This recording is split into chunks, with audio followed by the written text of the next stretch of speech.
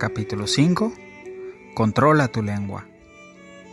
Ninguna palabra corrompida salga de vuestra boca, sino la que sea buena para la necesaria edificación, y no contristéis al Espíritu Santo de Dios. Efesios, capítulo 4, versículos 29 y 30.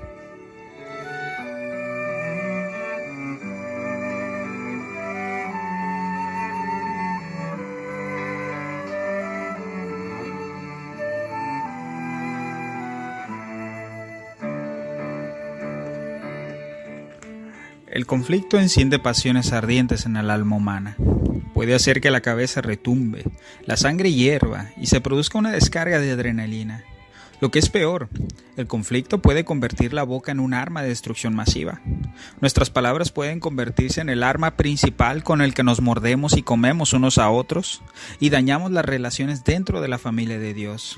Así que, sea cual sea el conflicto, las palabras sí importan y mucho.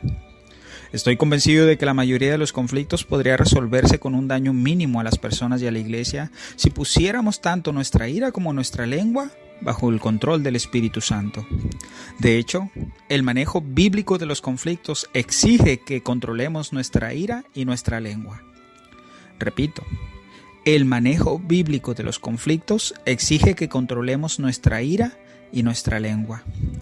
Una guerra impía de palabras que forma parte de muchas disputas entre el pueblo de Dios está en franca oposición a la enseñanza clara de la Escritura.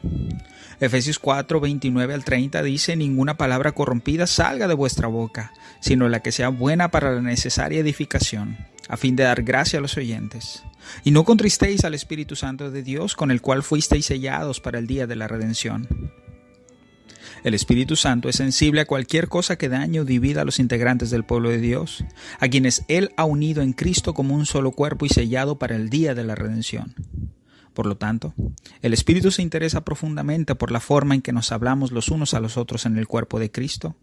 La posibilidad de entristecer al Espíritu Santo de Dios por lo que decimos debe ser una fuerte motivación para que elijamos cuidadosamente nuestras palabras y nuestra manera de decirlas. El éxito en el control de nuestra ira y nuestra manera de hablar es una medida clara de nuestro deseo de caminar por el Espíritu y de manejar los conflictos de una manera que agrada a Cristo. Gálatas 5:16. Número 1. Refrena tu lengua. Estaba yo en una clase de historia de la iglesia donde el profesor declaró que Constantino, aproximadamente en el año 272 al 337 después de Cristo, quien fue el primer emperador de Roma que manifestó ser cristiano y luego legalizó el cristianismo, no era un verdadero creyente nacido de nuevo.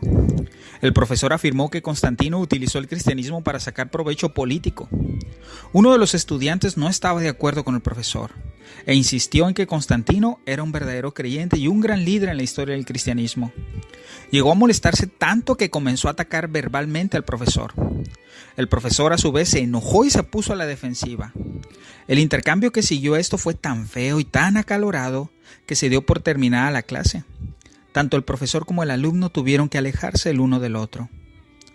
Una semana después, el profesor volvió a tocar el tema, afirmando que Constantino solo era un cristiano profesante. ¡Oh!, exclamó el estudiante. Pensé que estaba hablando de Agustín y no de Constantino. Creí que dijo que Agustín no era un verdadero creyente. No, dijo el profesor. Yo estaba hablando de Constantino, no de Agustín. Ah, bueno, siendo ese el caso, dijo el estudiante, estoy de acuerdo con usted. El conflicto se había producido debido enteramente a un malentendido. Ninguno de los dos escuchó con atención y respeto. A ninguno de los dos parecía importarle el impacto de sus palabras o la necesidad de controlar su lengua. Aquellos de nosotros que profesamos ser seguidores de Jesucristo, debemos recordar que Jesús nos advierte solemnemente que lo que decimos revela la actitud de nuestro corazón y que debemos rendir cuentas por cada una de nuestras palabras. Mateo 12, 34 y 36 dice: de la abundancia del corazón habla la boca. Os digo que de toda palabra ociosa que hablan los hombres, de ella darán cuenta en el día del juicio. La carta de Santiago ofrece algunas de las declaraciones más profundas en toda la Escritura con respecto al control de la lengua. Santiago describe la lengua desenfrenada como un fuego, un mundo de maldad. Ella misma es inflamada por el infierno. Es un mal que no puede ser refrenado, llena de veneno mortal. Santiago 3, 6 y 8. De una boca así pueden salir chismes, rumores, mentiras, calumnias, maldiciones y acusaciones falsas. La verdadera santidad espiritual, en cambio, se demuestra por tener la lengua bajo control. Santiago 1:26 dice: si alguno se cree religioso entre vosotros y no refrena su lengua, sino que engaña su corazón, la religión de tal es vana. Si nos sentimos orgullosos de ser religiosos, pero no logramos controlar nuestra lengua, nos engañamos a nosotros mismos. Pocas cosas, escribe John Blanchard, dan una indicación tan clara del estado del corazón de un hombre que las palabras que usa y la forma en que las expresa. Con demasiada frecuencia, cuando estalla el conflicto, las personas se enojan y parece que no les importa lo que dicen. Justo en el momento en que necesitan refrenar su lengua, pierden el control y usan palabras como armas para herir a la gente. En estos casos, Santiago diría sin rodeos: la religión de tal es vana. Así que si un desacuerdo es grave o relativamente insignificante, debemos controlar nuestras lenguas. La persona que controla su lengua es el creyente verdaderamente espiritual, capaz de tratar con la gente y los conflictos de manera constructiva. Inciso A. Sé pronto para oír. Es sorprendente lo poco que escuchamos y lo exagerado de nuestra reacción contra quienes están en desacuerdo con nosotros. De inmediato nos dedicamos a justificar nuestra posición, defender nuestro ego y vencer al que tiene un pensamiento diferente al nuestro. Incluso mientras la otra persona está hablando, no estamos escuchando, sino que estamos pensando en cómo le vamos a responder. ¡Qué necedad!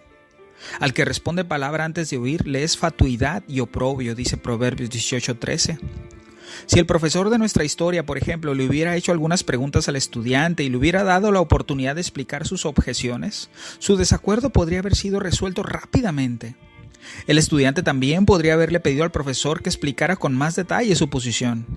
En cambio, ninguno de los dos mostró mucho interés en escuchar al otro. Cada uno necesitaba ejercer control de su lengua a fin de ser, en palabras de Santiago, pronto para oír y tardo para hablar. Santiago 1:19. En su gran sabiduría, el rey Salomón observó: como aguas profundas, dijo él, es el consejo en el corazón del hombre, mas el hombre entendido lo alcanzará. Proverbios capítulo 20, versículo 5. Así que un hombre entendido, una persona sabia, no necesita ser el único que habla.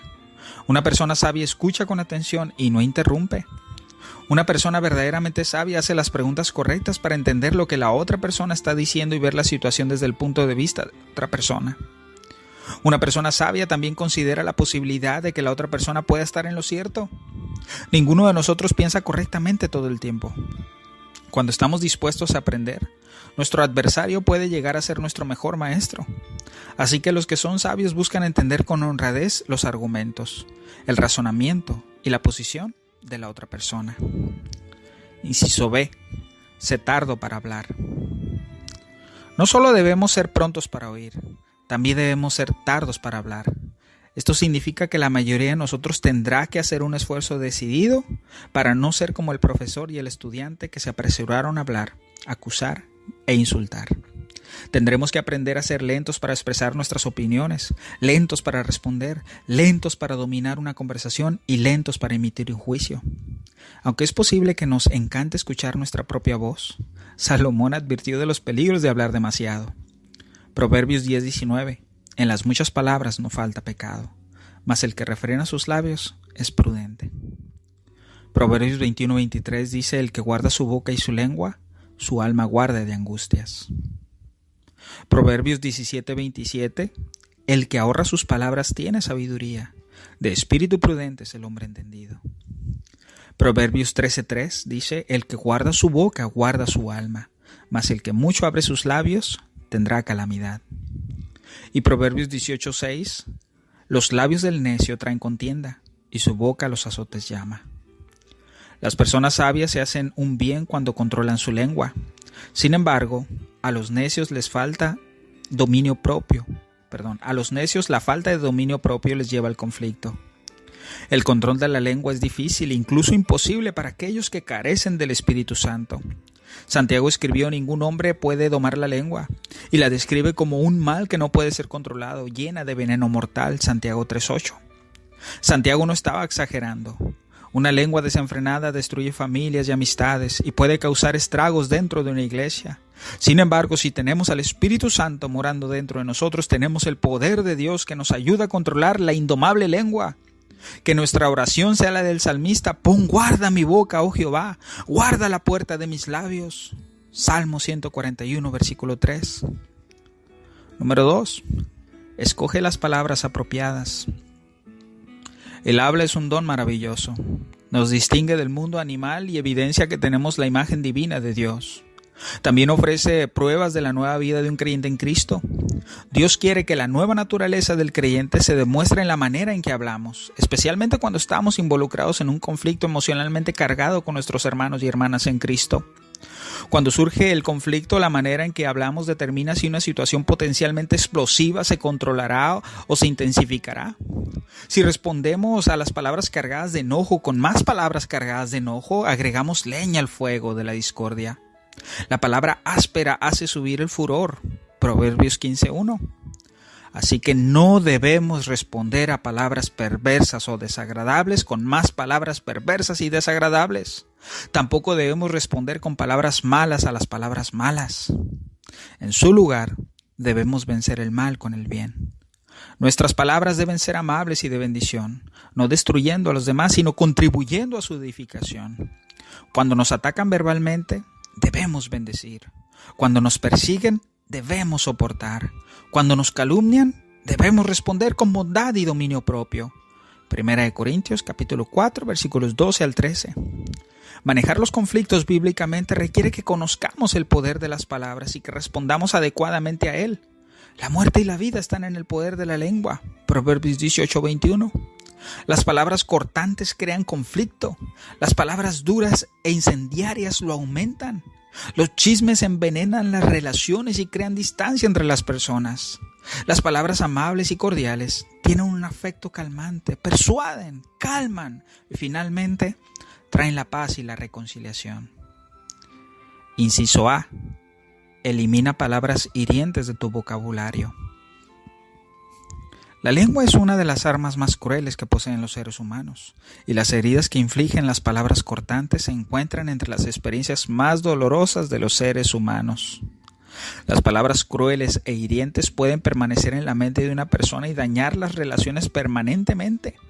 Aunque algunas personas se enorgullecen de su habilidad para destruir a otros con su afilado ingenio y comentarios cortantes, Proverbios 12:18 advierte en contra de las personas cuyas palabras son como golpes de espada, que tienen la intención de herir y matar.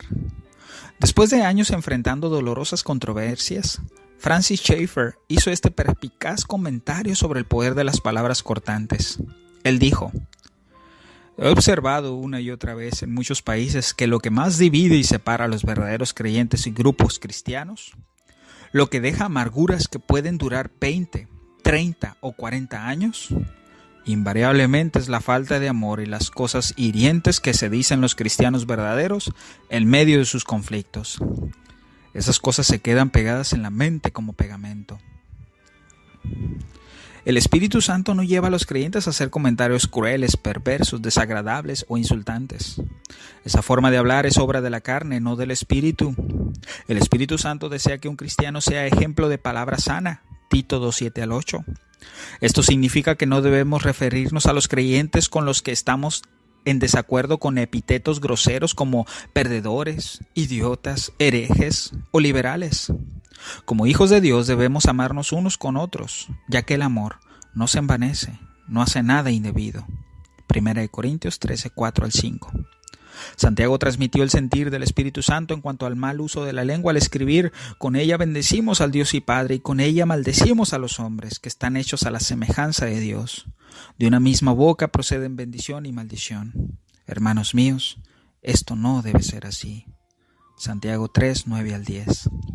Para obtener la victoria sobre una lengua cortante, elimina de tu vocabulario diario todos los términos innecesarios de menosprecio, todas las palabras que menosprecian, ridiculizan, insultan o degradan al pueblo de Dios. La batalla por la santidad vocal, afirma Sinclair Ferguson, es una lucha de larga duración y tiene que ser luchada sin tregua, diariamente y a cada hora. En caso que te descubras usando palabras despectivas, no racionalices tal conversación profana, sino confiésala como pecado que entristece al Espíritu de Dios. Recuerda que la boca simplemente expresa lo que está en el corazón. Lucas 6:45. Y el pecado es la raíz de las palabras hirientes. Inciso B. Ten cuidado con el lenguaje exagerado o inflamatorio. Cualquier persona que toma en serio la resolución de conflictos de una manera que honra a Cristo y debe tener cuidado con las expresiones exageradas o inflamatorias, ya que provocan la ira y desvían la atención de los verdaderos problemas. Considera los siguientes ejemplos para ver lo importante que es hablar con precisión en lugar de usar términos exagerados. Los miembros de una iglesia se vieron envueltos en una pelea sobre los estilos de música. Se quejaban, al mismo tiempo, de que la música era demasiado rápida y demasiado lenta, demasiado vieja y demasiado nueva, demasiado alta y demasiado suave. Una mujer mayor de bastante influencia acusó al director de música de tocar rock and roll, lo cual llevó a alguien a decir que la iglesia se había convertido en una discoteca. Mientras tanto, un joven se quejó de que el director de música escogía música fúnebre, que le quitaba a la gente las ganas de adorar a Dios. Ninguna de estas afirmaciones exageradas e inflamatorias era cierta. Ninguna era útil para los líderes de la iglesia que trataron de poner fin a la controversia de la música. La retórica absurda polariza y frustra la labor de quienes se esfuerzan por resolver los conflictos. A la hora de abordar las diferencias doctrinales es de suma importancia decir la verdad sin exagerar. Los partidarios de ambos bandos del debate sobre la doctrina de la elección divina y el libre albedrío del ser humano, por ejemplo, suelen recurrir a un lenguaje inflamatorio y extremo. Algunos de la persuasión arminiana que hacen hincapié en el libre albedrío afirman que los calvinistas basan sus creencias en la filosofía griega del determinismo ignorando las escrituras. Esto enfurece a los calvinistas que hacen hincapié en la soberanía de Dios en la elección. Algunos calvinistas a su vez llaman herejes a los arminianos y se atreven a decir que no creen que los arminianos sean creyentes nacidos de nuevo a causa de que creen en la salvación por obras. Esto enfurece a los arminianos. Este tipo de lenguaje es insensato y tóxico. Nunca será útil para debatir sanamente las verdades de las Escrituras entre los que aman a Dios y su palabra. Todos los creyentes son responsables ante Dios de usar un lenguaje preciso y templado en medio de sus desacuerdos unos con otros. Las expresiones exageradas e inflamatorias pueden lograr los objetivos deseados en la política secular y pueden dar resultados a los fanáticos religiosos paranoicos que mienten y matan. Pero ese lenguaje no es aceptable para los que profesan la palabra verdadera del Evangelio, Colosenses 1:5, y que han sido creados según Dios en la justicia y santidad de la verdad, Efesios 4:24. Dios odia las expresiones mentirosas. El Señor aborrece a los labios mentirosos, pero se complace en los que actúan con lealtad. Proverbios 12:22. Nuestro evangelio es el evangelio de la verdad y nuestro Dios es el Dios de la verdad, lo cual nos obliga a decirnos mutuamente la verdad en amor. Efesios 4:15. Hablar de forma exagerada es un tipo de falsedad que distorsiona la verdad. No hay nada justo o santo en ese comportamiento. Las palabras inflamatorias son palabras divisorias que alimentan el conflicto y polarizan más a la gente. No resuelven los problemas, solo los empeoran. Por lo tanto, es imperativo que los creyentes se nieguen a usar un lenguaje exagerado e inflamatorio. Si deseas obtener la victoria sobre este tipo de pecado, elimina las declaraciones inflamatorias sobre las creencias de las demás personas. No las tergiverses o distorsiones. En la conversación diaria, acostúmbrate a hablar con exactitud y veracidad. Esa es la forma en la que el Espíritu Santo desea que actuemos. Inciso C. No seas chismoso. D.E. Hoste, sucesor de Hudson Taylor, el fundador de la misión al interior de la China, era un estudiante de la conducta humana. Como gestor de personas extraordinariamente habilidoso, Hoste fue responsable del cuidado de más de 1,000 misioneros en toda China. Al reflexionar sobre los problemas más preocupantes que la misión había enfrentado en China, escribió: considerando estos 50 años, realmente creo que si me preguntara por la cosa que ha hecho más daño y ha causado más dolor y división a la obra de Dios, diría que es la murmuración. El chisme o la murmuración es uno de los pecados que más discordia produce. Es una obra de la carne, según 2 Corintios 12:20. Al igual que una terrible enfermedad contagiosa, envenena las mentes de la gente y produce caos y desinformación. Es un vicio feo que separa a las personas y destruye la paz. El libro de Proverbios lo condena como un acto malicioso que aparta a los mejores amigos. Proverbios 16:28 y capítulo 17, versículo 9. Puede ocasionar mucho daño en la comunidad de creyentes en particular cuando surge el conflicto. Es desalentador escuchar la desinformación, las medias verdades, las insinuaciones, las exageraciones, los hechos distorsionados y las mentiras descaradas que circulan entre el pueblo de Dios, especialmente hoy en día con Internet. La lengua es verdaderamente un fuego, un mal que no puede ser refrenado, llena de veneno mortal. Santiago 3:6 y 8. Una vez iniciado el fuego es difícil de apagar, incluso con la verdad. Una de las maneras más rápidas para detener el chisme y la división que genera es no repetirlo. Sin leña se apaga el fuego y donde no hay chismoso, cesa la contienda. Proverbios 26:20. Pero la mayoría de nosotros se goza perversamente con el chisme. Por eso la Escritura advierte que es tan difícil de resistir como el pastel más sabroso. Las palabras del chismoso son como bocados deliciosos. Proverbios 26:22. Un líder de una iglesia que llevaba años atravesando por luchas destructivas internas lo atestiguó al decirme: tenemos una iglesia llena de gente que se alimenta como buitres con los chismes. Hasta que la gente enfrente su pecaminoso apetito por el chisme y se arrepienta, no cesarán las peleas. Para obtener la victoria sobre la murmuración, no debemos participar en ella. Debemos eliminar los chismes de nuestras conversaciones diarias y debemos mantenernos alejados de los murmuradores. El libro de Proverbios nos advierte: no te entrometas pues con el suelto de lengua. Proverbios 20:19. A quien Bruce Waltke llama un charlatán tonto. Inciso D. Usa palabras amables que edifican. En nuestro mundo saturado por los medios de comunicación, donde cabezas parlantes prepotentes callan a gritos a los demás, simplifican exageradamente problemas complejos y demonizan a sus adversarios ante multitudes entusiastas, son muy pocos los buenos ejemplos de habla amable y sincera. Por esta razón, el estímulo de Pablo a Timoteo a ser ejemplo de los creyentes en palabra, 1 de Timoteo 4:12, también debe animarnos a que seamos ejemplo al emplear palabras amables, verdaderas y edificantes. Las palabras sanas tienen el poder de calmar genios alborotados, de sanar heridas, resolver conflictos, persuadir a adversarios y unir a la gente. Las palabras ejercen un gran poder cuando se utilizan para la edificación de los miembros del cuerpo de Cristo y dar gracia a los oyentes. Efesios 4:29. Considera las implicaciones de las siguientes reflexiones acerca del impacto de palabras amables, que edifican a la hora de resolver los conflictos. Las palabras cordiales y conciliadoras pueden calmar a una persona enojada. La blanda respuesta quita la ira. Proverbios 15:1. Las palabras amables pueden consolar un corazón enfermo y herido, pues la lengua de los sabios es medicina. Proverbios 12:18. Y la congoja en el corazón del hombre lo abate, mas la buena palabra lo alegra. Proverbios 12:25. Las palabras gentiles son como panal de miel, como suavidad al alma y medicina para los huesos. Proverbios 16:24. Las palabras agradables son más convincentes. Proverbios 16:21. Palabras cordiales y pacientes pueden contribuir a la resolución de los problemas más complejos y convertir en aliado al adversario más férreo. Con larga paciencia se aplaca al príncipe, y la lengua blanda quebranta los huesos. Proverbios 25:15. Así que si quieres persuadir a la gente de una manera piadosa, habla con palabras amables, edificantes y alentadoras. Escoge tus palabras con prudencia y considera la forma de edificar a otros y no destruirlos. Aprende a hablar como un pacificador, dando mucho ánimo, advirtiendo y consolando. Sé cordial, bendiciendo aún a los que hablan mal de ti.